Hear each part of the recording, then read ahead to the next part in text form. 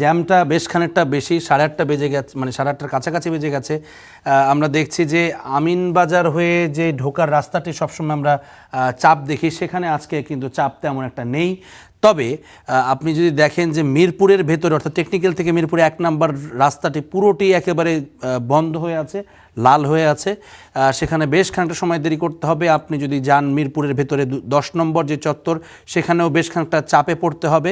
এছাড়া যেই গাবতলী হয়ে যেই সড়কটি, প্রধান সড়ক মিরপুর রোড যেটি, সেটিও আমরা দেখছি কিন্তু আসাদ গেট, শ্যামলী, কল্যাণপুর, এই পুরো হয়ে যে নিউ মার্কেট পর্যন্ত এসেছে, এই রাস্তাটিতেও কিন্তু বেশ খানিকটা সময় যাওয়া এবং আসা দুই ক্ষেত্রেই চাপ পোহাতে হবে, বেশ খানিকটা সময় অপেক্ষা করতে হবে।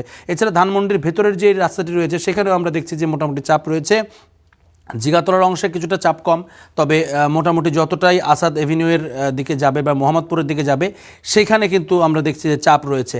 এছাড়া আপনি যদি দেখেন যে অন্যতম যে গুরুত্বপূর্ণ সড়ক এয়ারপোর্ট রোড হয়ে এসে আপনার জাহাঙ্গীর গেটে কিছুটা দেরি করতে হবে, এরপরে বিজয় সরণিতে এসে আবারও অপেক্ষা করতে হবে। এদিকে আপনি বিজয় সরণি থেকে যেই ইটি রয়েছে মানিক মে এভিনিউ পর্যন্ত পুরো রাস্তাটি কিন্তু আমরা দেখছি লাল হয়ে আছে একেবারে, অর্থাৎ যে চন্দ্রিমা উদ্যানের দিকে, জিয়া উদ্যান যেটি বলা হচ্ছে, জিয়া উদ্যান পর্যন্ত পুরো রাস্তাটিতেই আমরা দেখছি এখানে লাল হয়ে আছে। এবং একইভাবে আমরা দেখছি যে ফার্মগেট হয়ে যে কারওয়ান বাজারের যে রাস্তা, সেখানে মোটামুটিভাবে বিজয় সরণি থেকে ফার্মগেট পর্যন্ত পুরো রাস্তাটি এখানে একেবারে চাপ রয়েছে ট্রাফিকের। এছাড়া কারওয়ান বাজারে আমরা দেখছি যে ল্যান্ডিং যেটি রয়েছে, বিশেষ করে এফডিসি থেকে কারওয়ান বাজার পর্যন্ত, এদিকে পান্থপথ থেকে কারওয়ান বাজারে আসবার পথে এবং শাহবাগের দিকেও মোটামুটি প্রত্যেকটি সিগন্যালের আগেই কিন্তু অন্তত 4-5 মিনিট 7 মিনিট আপনাকে ওয়েট করতে হবে। এখানে সময়টি হাতে ধরেই বেরোতে হবে। শাহবাগের রাস্তাতেও আমরা দেখছি সেই রাস্তায় যেহেতু কাজ চলছে, সেখানে সেটির এক ধরনের অ্যালার্ট দেয়া আছে। এবং বেশ খানিকটা আমরা দেখছি এলিফ্যান্ট রোড হয়ে মিরপুরে আবারও যদি এই রাস্তাটিতেও মোটামুটি বেশ ভালো চাপ আছে। আমরা এইদিকে ইস্কাটন রোডেও আজকে চাপ দেখছি বেশ খানিকটা।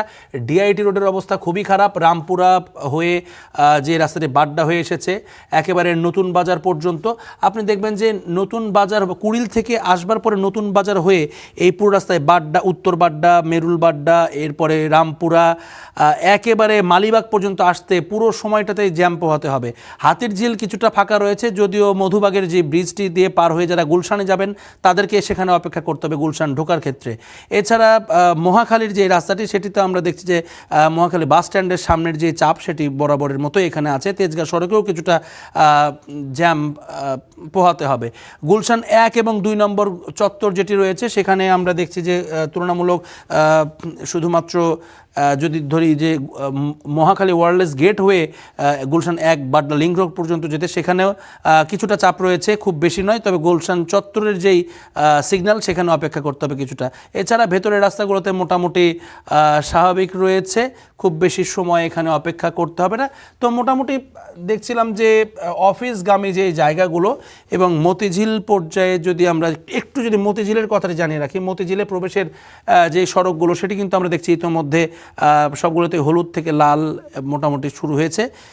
পল্টনের আশপাশে, কাপ্তান বাজার, সব দিকেই আমরা মোটামুটি দেখছি অফিসের যেই ভরকেন্দ্র, অফিসগামী মানুষের যেই মূল যেই ভরকেন্দ্র থাকে জ্যামের, সেটি একটা হচ্ছে মতিঝিলমুখী আর একটি গুলশানমুখী। তো দুই পাশেই কিন্তু চারপাশের সড়কগুলোতে ইতিমধ্যে জ্যাম শুরু হয়ে গেছে। সুতরাং 5 থেকে 10 মিনিট প্রত্যেক সিগন্যালে অপেক্ষা করতে হবে। যেই কয়টি সিগন্যাল আপনাকে অপেক্ষা করতে হবে সেটি হিসাব করে আপনার অফিসের আগে সেই হিসেবে বেরিয়ে পড়েছেন বা না বেরিয়ে থাকলে দ্রুত বেরিয়ে পড়ুন। আমরা যদি আবহাওয়ার কথা একটু বলি, আজকে একটা বাড়তি সংকট তৈরি হতে পারে, সেটি হচ্ছে আবহাওয়া বলছে আর কিছুক্ষণের মধ্যেই হয়তো বৃষ্টির একটা ভাব রয়েছে, বৃষ্টি চলে আসতে পারে সম্ভাবনা, সেটি আছে বেশ ভালোভাবেই। এবং আমরা দেখছি যে এখন 28 ডিগ্রি সেলসিয়াস তাপমাত্রা এই মুহূর্তে, এবং সেটি যদি আমরা একটু ঘন্টার হিসেবে যদি এগোই, দিনের কোন সময়টাতে বাড়তে পারে, এখন এই মুহূর্তে অর্থাৎ সকাল 9টা পর্যন্ত 27 ডিগ্রি সেলসিয়াস এবং বৃষ্টির সম্ভাবনা প্রায় 63%, তার মানে বেশ ভালো সম্ভাবনা রয়েছে। এছাড়া আমরা দেখছি যে এটি ধীরে ধীরে বাড়বে 29-30 বেলা 11টায়, এবং সেটি সর্বোচ্চ তাপমাত্রা দিনের সেটি বেলা 12টায় 31 ডিগ্রি সেলসিয়াস তাপমাত্রা। এরপরে সেটি আবারও কমতে থাকবে। মোটামুটি সারা দিনেই আমরা দেখছি যে মেঘ এবং রোদের লুকোচুরি খেলা সেটি উপভোগ করতে পারবেন, যদিও সকালে বৃষ্টির কিছুটা সম্ভাবনা রয়েছে।